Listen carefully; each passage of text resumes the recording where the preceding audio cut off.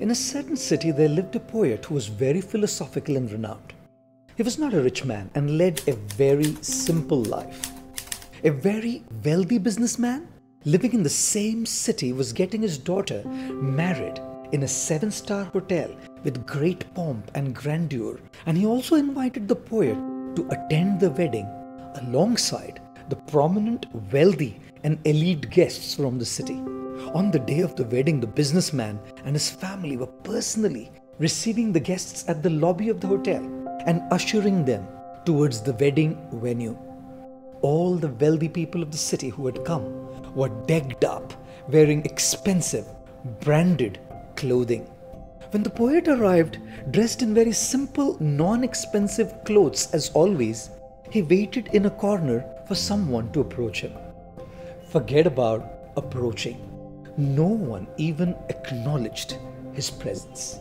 Even the merchant didn't pay any attention and pretended as if he hadn't seen him.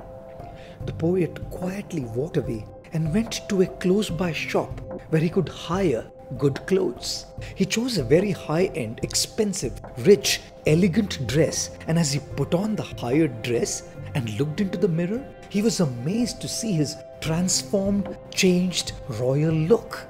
When the now regal-looking poet came back to the venue, he was given a grand welcome.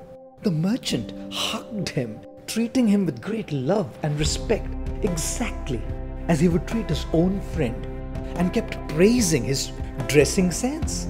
After introducing the poet to all those present, the merchant led him to the dining area, while still praising his poetry, maturity, and wisdom.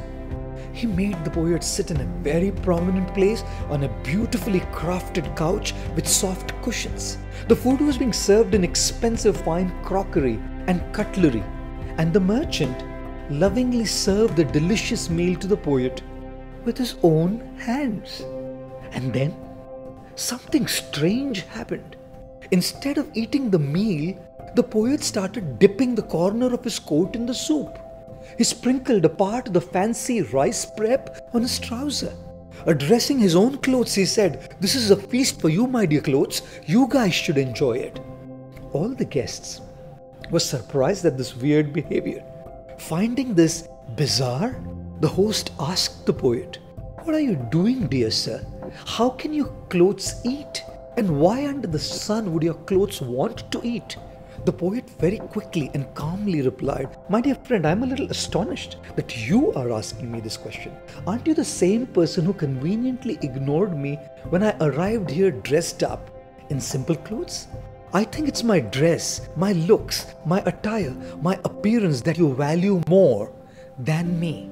Now that I've put on these expensive clothes, I see a world of difference in the way that I'm treated here by you. I thought that everything that I received here was for my looks and my clothes, and therefore the food should also be served to my clothes." The embarrassed businessman had learnt his lesson, and seeking forgiveness, he offered his heartfelt apologies to the poet. Dear friends, isn't it sad that we live in a world, a very superficial world, where we are accepted more for what we have than for who we are? We are accepted more for what we wear than for who we are. We are accepted more for what we look like than for who we are. We are accepted more for where we live than for who we are.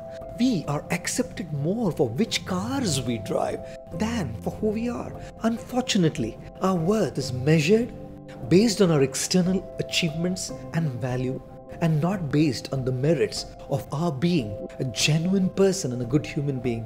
किसी ने क्या खूब कहा है, जरा सी जेब क्या फट गई, सिक्कों से ज्यादा तो रिश्ते गिर गए. Guys, treat people based on who they are, not based on what they have. And if you find yourself in the company of such shallow-minded people who feed your clothes, keep a high-hello relationship with them and look for genuine friends who can truly see your true worth.